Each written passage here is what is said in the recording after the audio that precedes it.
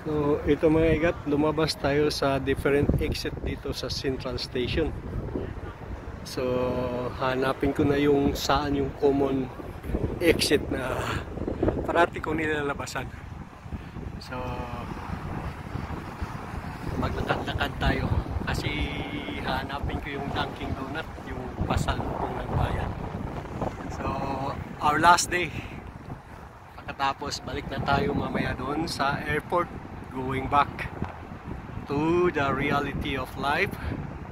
At i-explain ko sa inyo bakit nandito ako sa Netherlands, para malaman nyo kung bakit. So yan yung exit na nalapasan natin kanina, at ito yung harapan sa exit. Yan, ganda no? So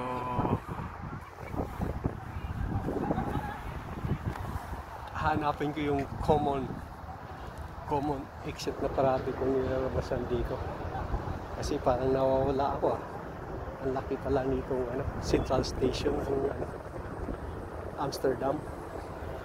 So ayan, lakad-lakad tayo mga ikat.